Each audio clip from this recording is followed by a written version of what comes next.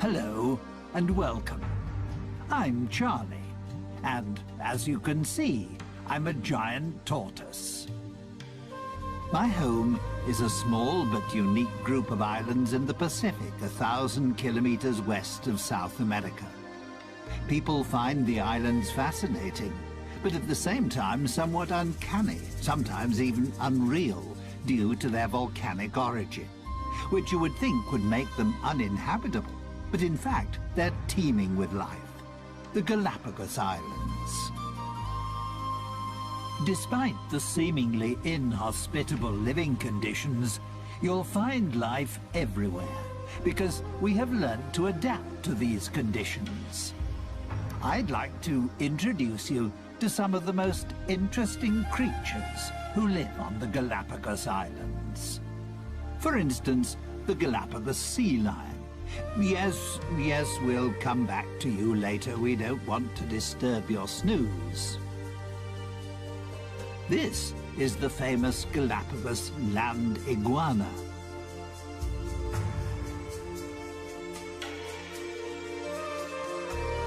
And here, its even more special relation, the marine iguana.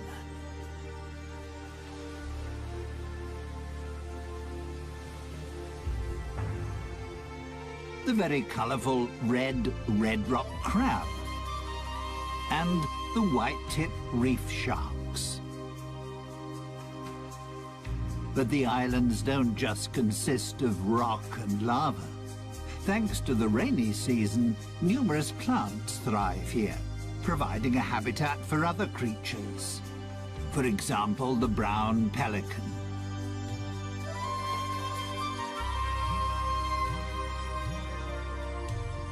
And even flamingos feel at home here.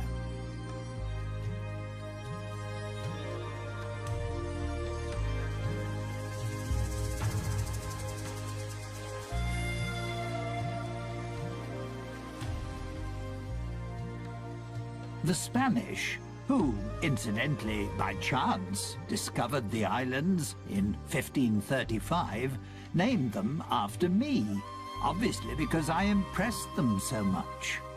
After all, I am a fine specimen.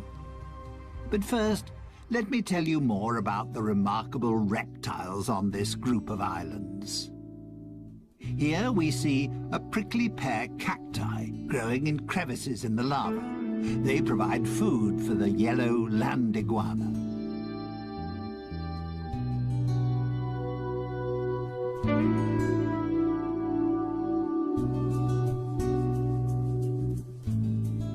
Its appearance is a little unusual, shall we say, due to the countless spiky crests on its head, which make it look rather like a geode turned inside out.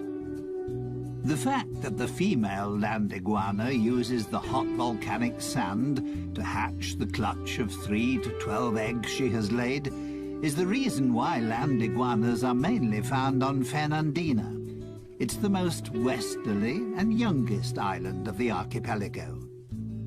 It lies directly above the volcanic hotspot, which was responsible for the creation of the group of islands.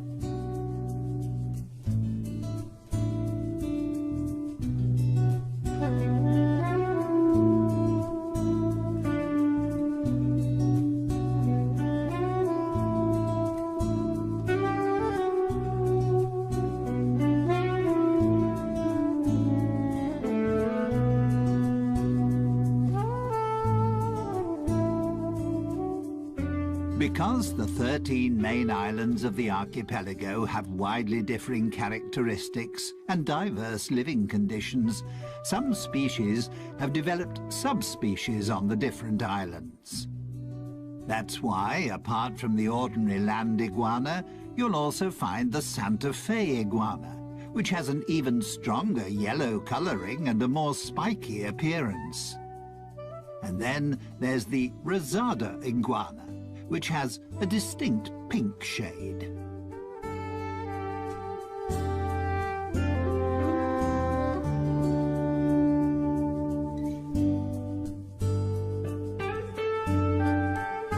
The male land iguana marks his territory by sitting on a rock in full view of everyone.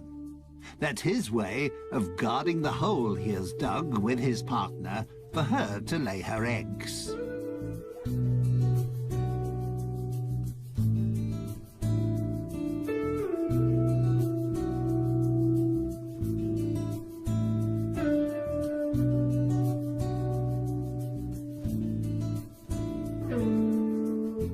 This is a relation of the land iguana, the marine iguana.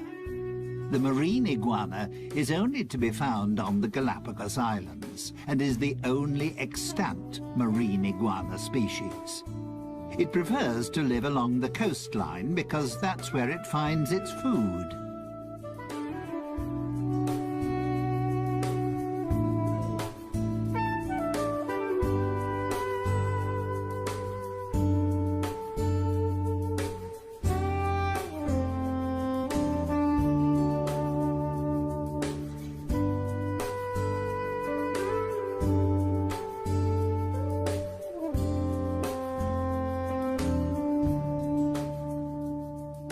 It feeds mainly on algae and seaweed.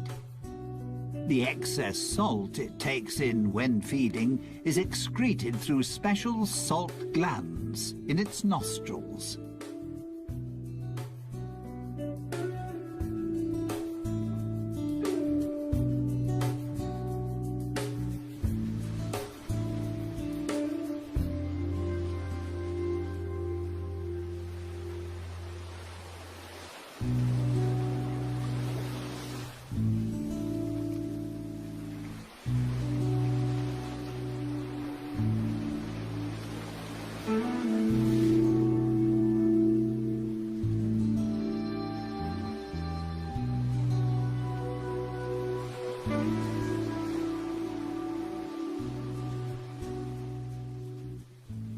Marine iguanas are cold-blooded creatures.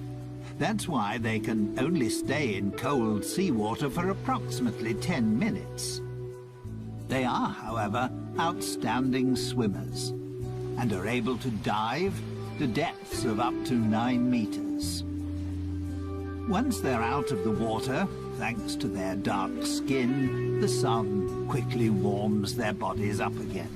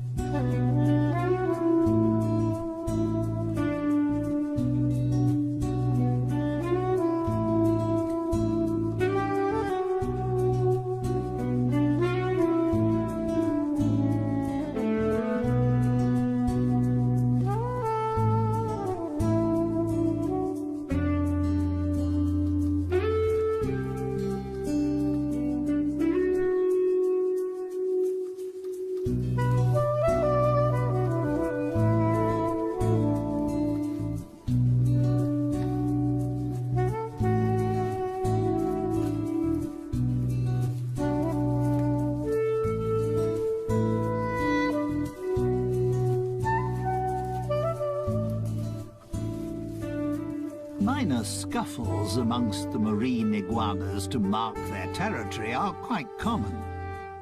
The main problem for them is the Galapagos hawk. Marine iguanas are the prey of choice when the hawk is feeding its young. And that just happens to coincide with the time when the marine iguanas retire inland to lay their eggs, making them an easy prey for the hawks.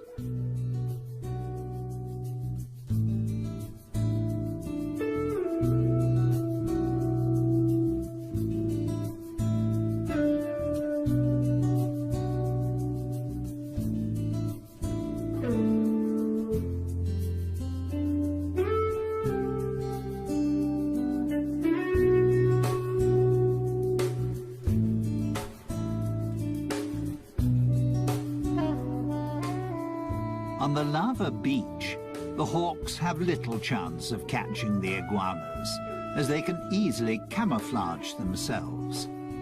Due to their grey skin and dragon-like appearance, they're hard to distinguish amongst the rocks.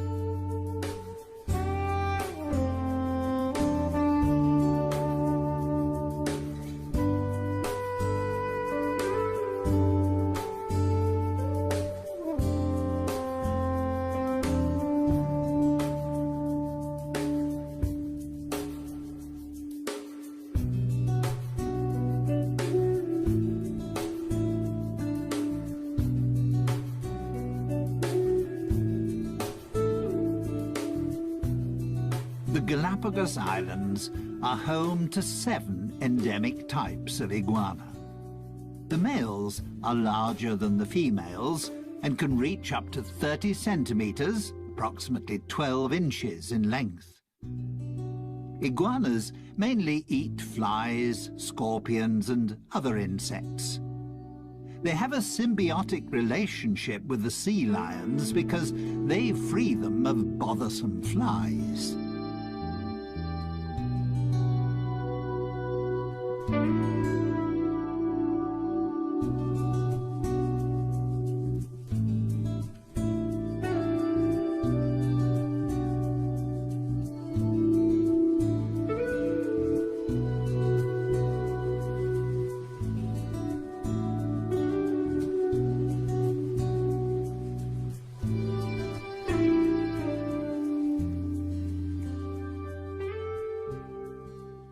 That was all quite impressive, wasn't it? But you can find even more colourful creatures on the Galapagos Islands. These rugged cliffs, for instance, are the habitat of the red rock crab. This agile and inquisitive crab prefers to be in the surf, but doesn't like splashing water.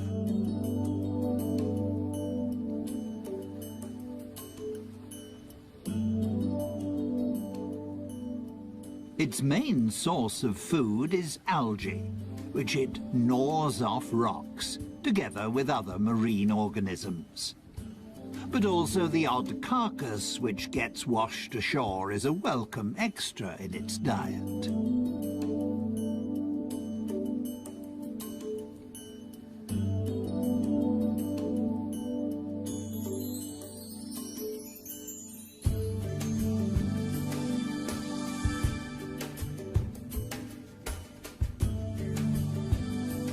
The red rock crab is extremely agile and can move in any direction extremely quickly, which means it can easily escape an attack by seabirds and conceal itself between the rocky crags.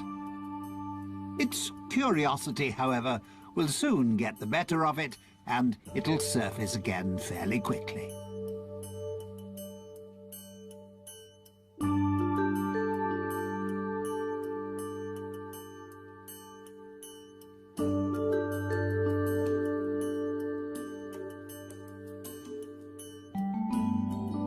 Young crabs have a black colouring, while more mature crabs have a brownish or reddish colouring.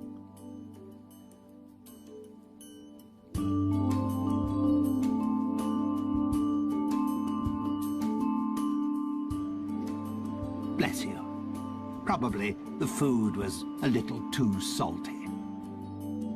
Ah, there we have a friend who is spending his winter holidays with us. The black stone turner. He's flown an amazingly long way from the northern parts of America. The red rock crab doesn't cover such long distances, despite the fact that it's a fast mover, but it can jump.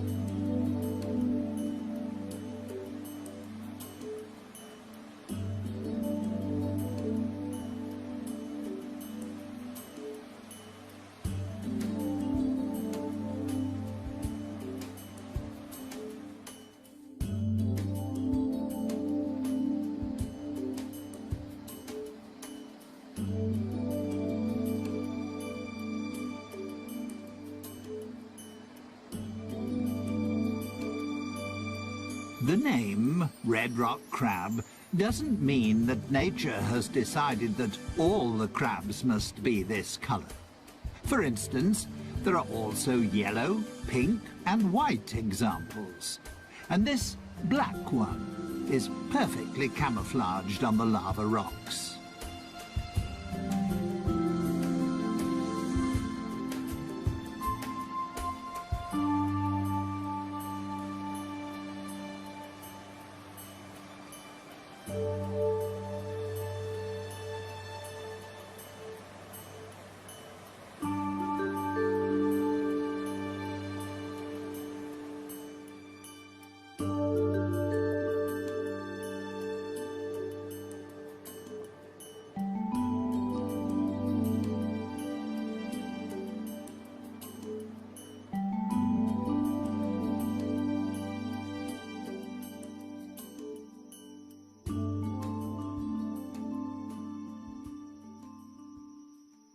So, not everything is grey and bleak on my group of islands.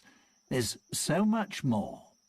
There's one sociable and playful species that adds a great deal to life on the islands, and I'd like to introduce them to you now.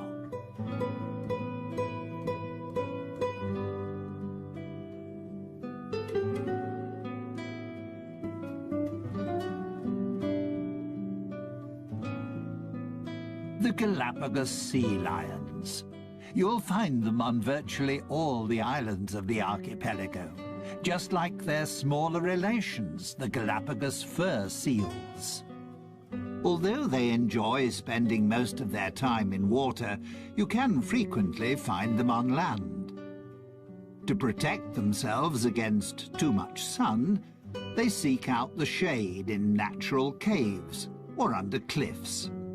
They cool down in tidal pools or in the sea.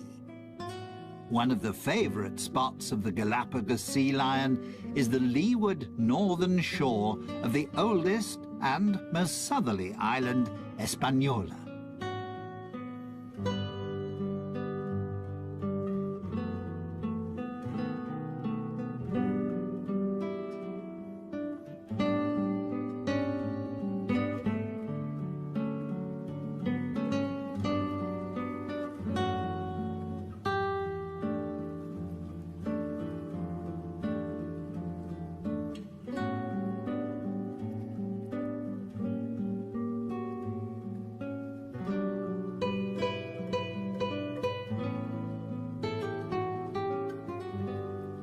Here's a female with her pup.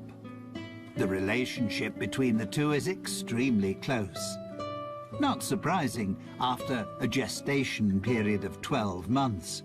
And she will continue to breastfeed it for another few months. A sea lion pup only becomes fully independent after 3 to 4 years. That's how long it takes for the females to reach sexual maturity.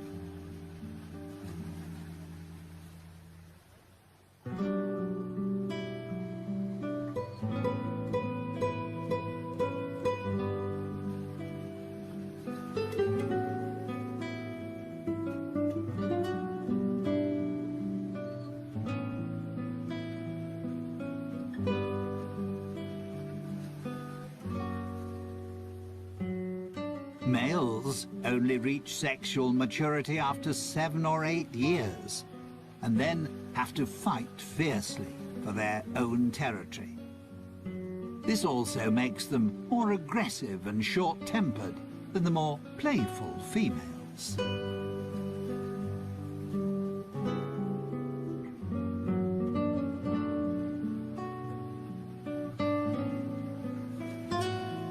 It's not surprising that male sea lions are constantly fighting for their territory and trying to find a mate, because there are far fewer of them.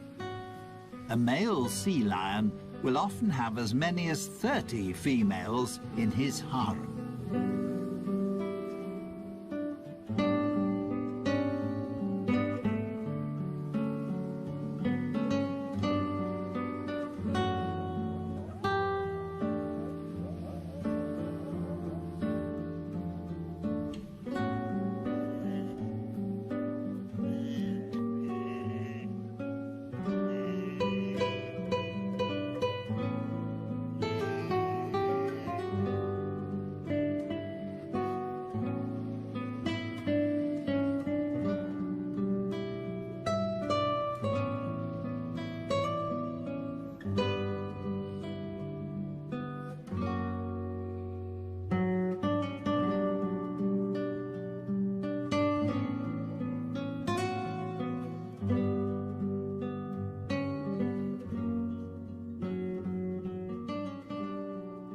Sea lions don't always have beautiful, dense, dark brown fur. Pups only lose their baby fur after about 4 months. Initially, they also can't swim. They learn to swim, together with other pups, in calm bays. Only when they can swim properly do they follow their mothers out to sea. The young animals play with one another, while their mothers hunt for fish. They won't hunt for food on their own until they're a couple of years old.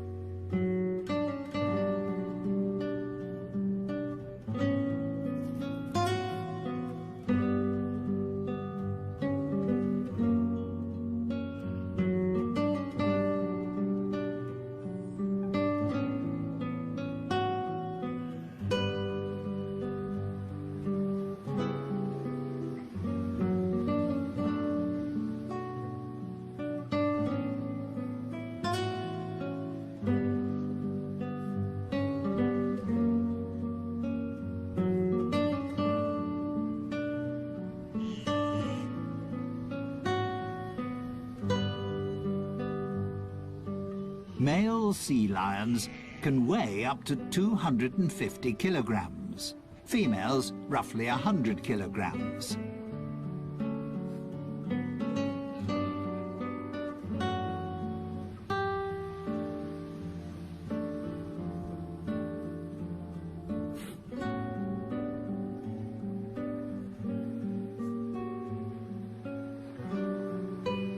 There are between 20 and 50,000 of them on the Galapagos Islands.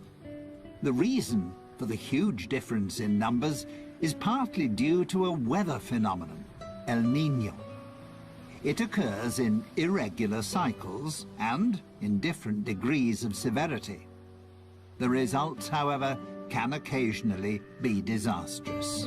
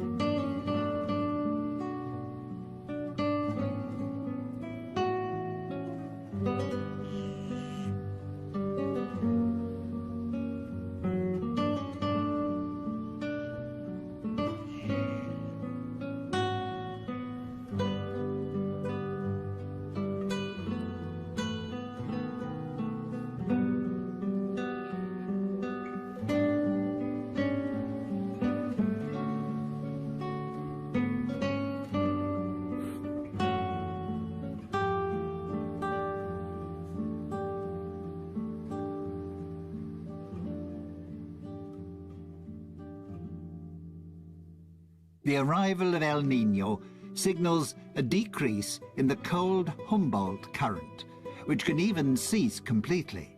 The temperature of the seawater rises, causing plankton and small fish to die. This disrupts the food chain, because seabirds and fish can't find sufficient food. Their only chance is to leave the area if they want to escape their sad fate. The situation can prove fatal for seals, as they no longer find any food, and many starve to death.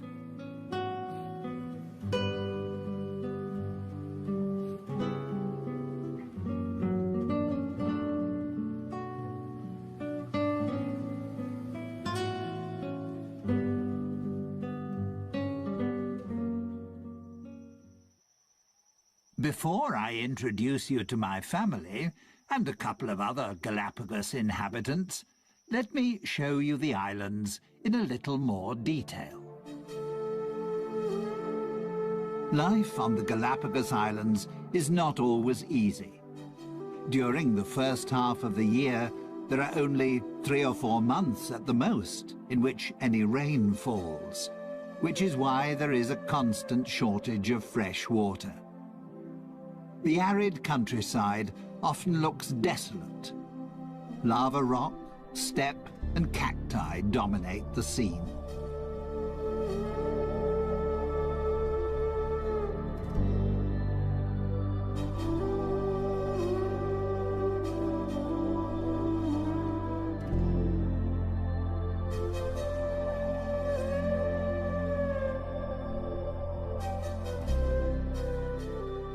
The Galapagos Islands are of volcanic origin. They're the tips of a huge range of volcanoes, a hotspot which is still active. 6 volcanoes erupt on a regular basis. The archipelago is the region with the world's greatest volcanic activity.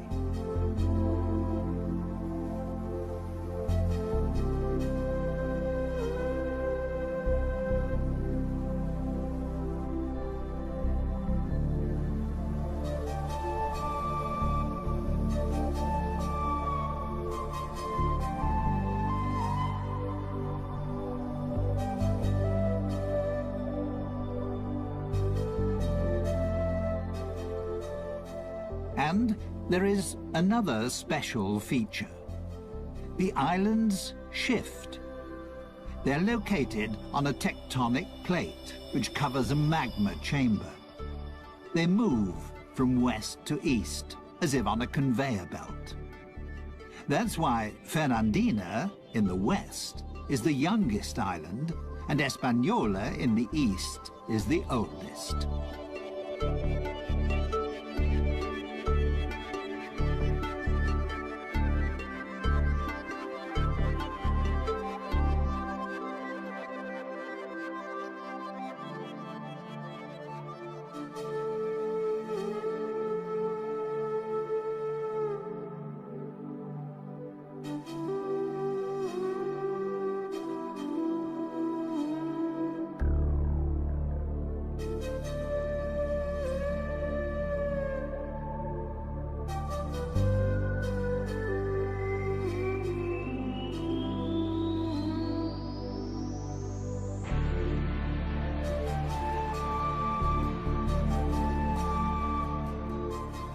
Once the rainy season starts, the islands burst into life.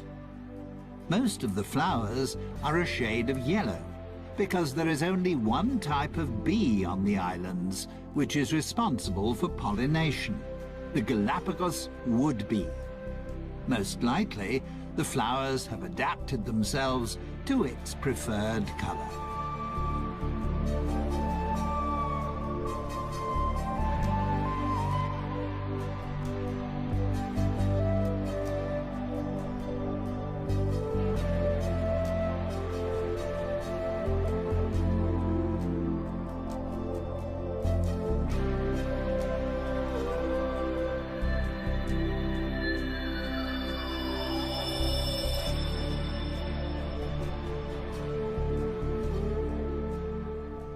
These are prickly pear cacti.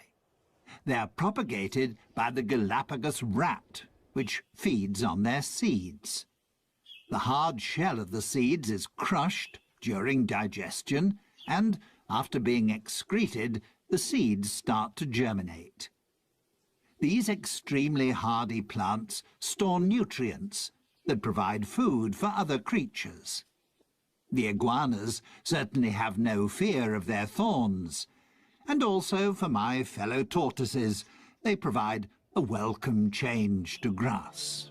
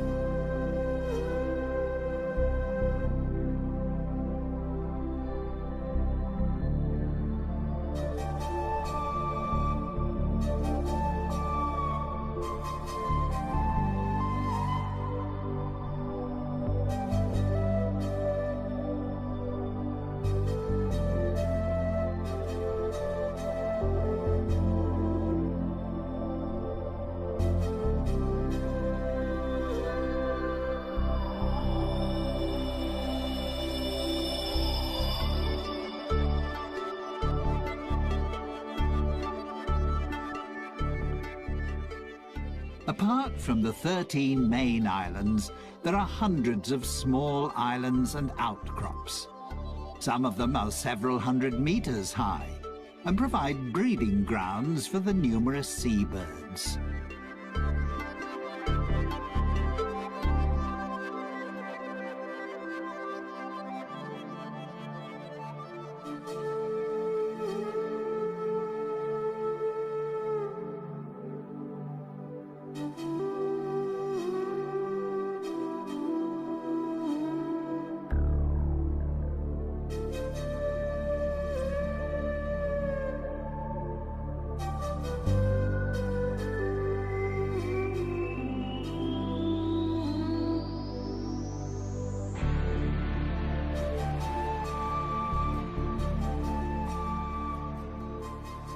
The Galapagos Islands were made famous by Charles Darwin, who discovered certain aspects of life here that formed the basis for what was to become his theory of evolution. During his worldwide voyage, he visited 4 of the islands in 1835. He was fascinated by the diversity of life on the seemingly uninhabitable islands. He also found that there were tortoises on the island which had slight variations in the shape of their shells. He noted, too, that there were various types of mockingbirds on the different islands. The term adaptive radiation goes back to Darwin. It means that a species, which in itself is not highly specialized, can, by adapting itself to the ecological conditions around it, become a highly specialized species. That also involves using diverse, previously unused ecological niches. Or, to put it another way, my fellow species, and many other creatures, have adapted to the special conditions pertaining on the island on which they found themselves, and, in the process, mutated into a new species.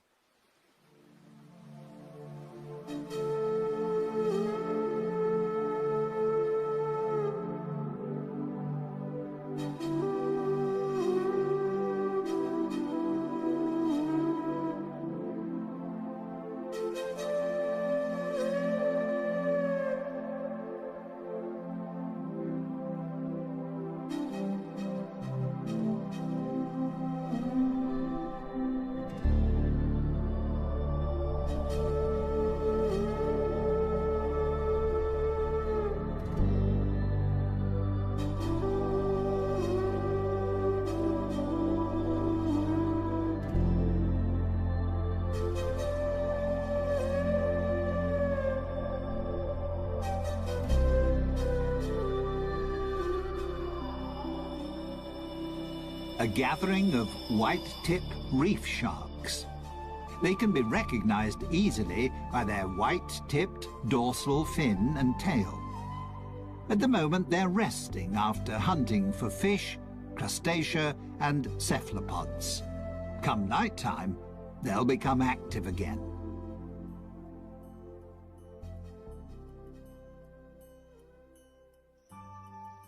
This is my family.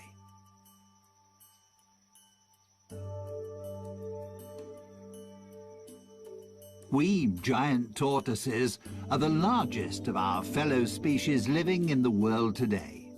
We can weigh up to 300 kilograms and live for up to 150 years.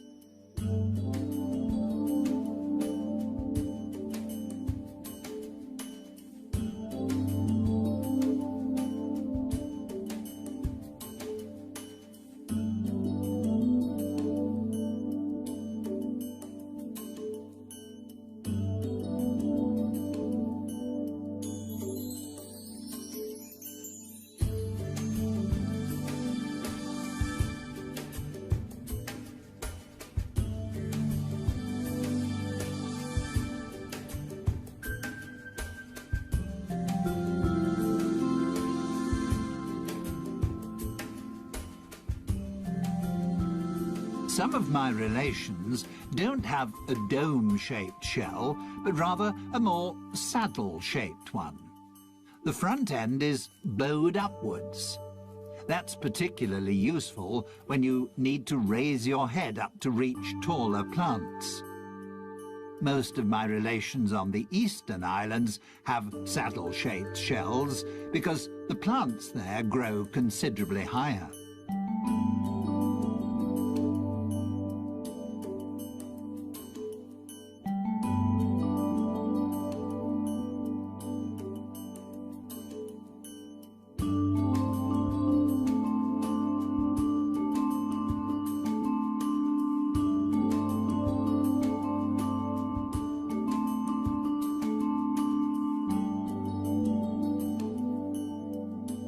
Like the iguanas, we giant tortoises have concluded a pact with the small birds that live on our island.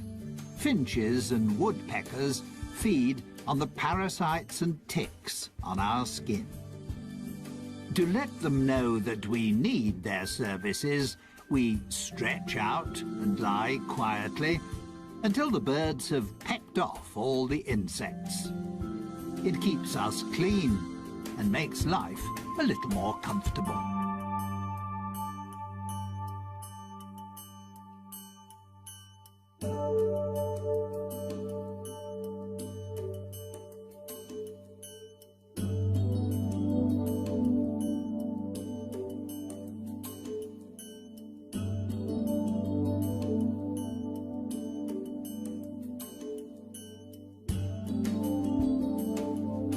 Our diet consists of grass, herbs, climbing plants, and berries. If our shells allow it, and we can stretch far enough, we also enjoy the juicy fruit of the prickly pear cacti.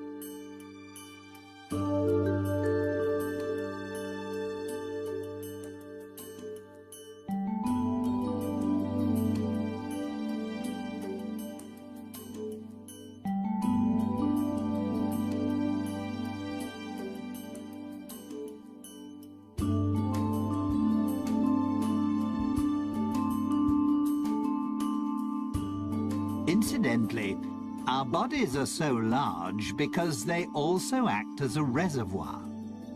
We can store enough fat to last a year without food. And we can even manage without water for several months. We're very frugal. On this archipelago, that's sometimes an absolute necessity. With the possibility of a volcanic eruption at any time, or if El Niño returns, it's a good idea to have a little in reserve.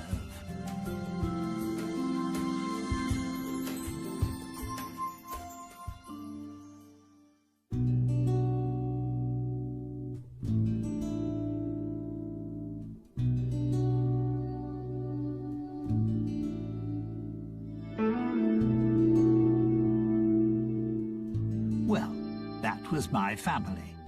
They're nice, aren't they? Finally, I'd like to introduce you to some feathered inhabitants of the islands. They're as colourful as they are talkative.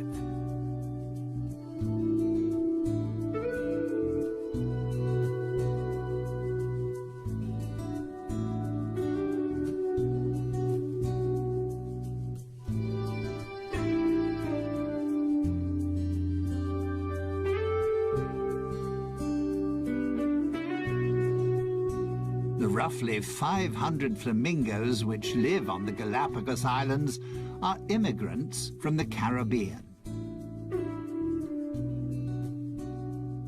You also wouldn't really expect to find ducks on the islands. But there are several thousand white-cheeked pintails here, and they feel just as at home as the flamingos.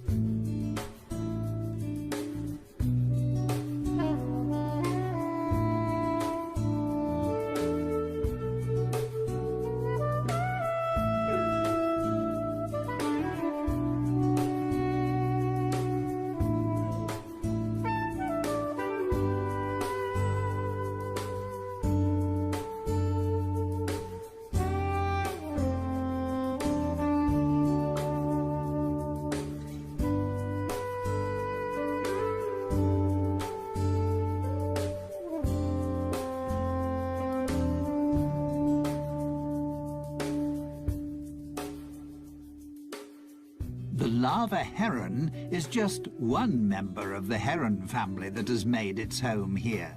They feed off the plentiful supply of fish, just like the brown pelicans, one of which is just cleaning his plumage.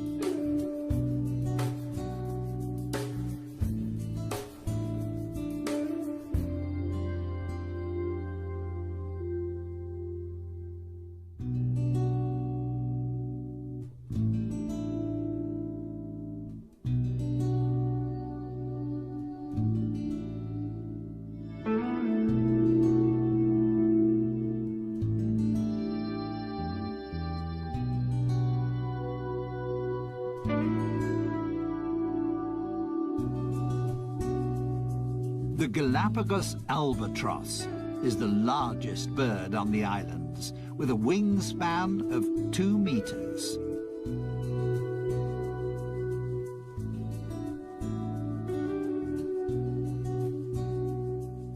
Some 12,000 couples breed on Hispaniola, virtually the whole world population.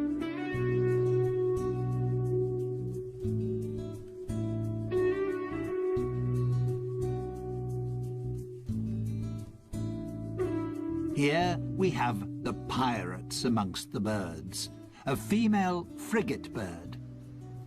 Frigate birds attack other birds and try to snatch away their food. The male frigate birds are famous for their mating habits. To impress the females, they blow up their red throat pouch.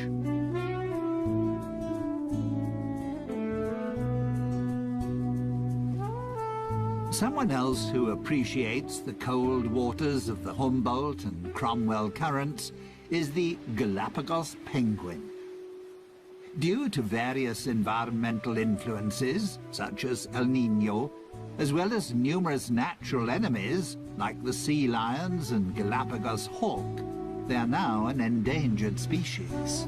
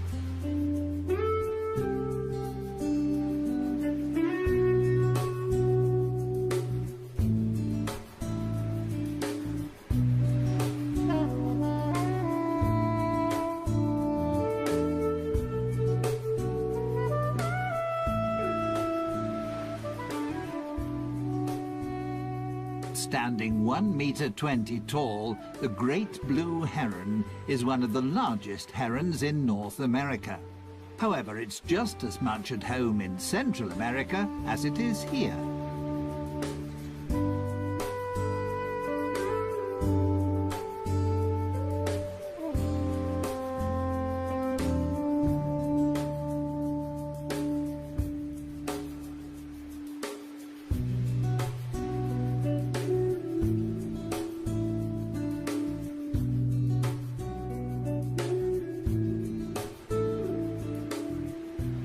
Stalking the beach, on the lookout for fishes, crabs or algae, is a dusky gull. With just 300 to 400 couples, it's one of the smallest gull species in the world and endemic to the islands.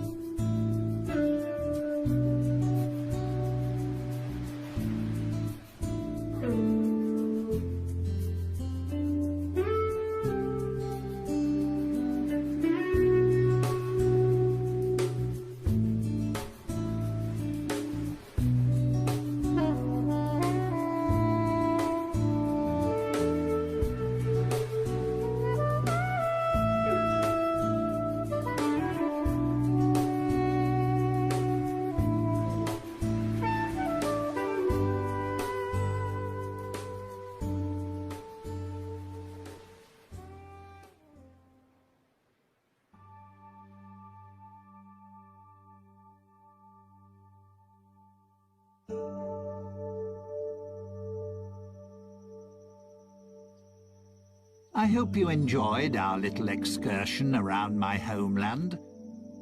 Time for me to be getting back to my family. And time to thank you for your visit. And to say goodbye.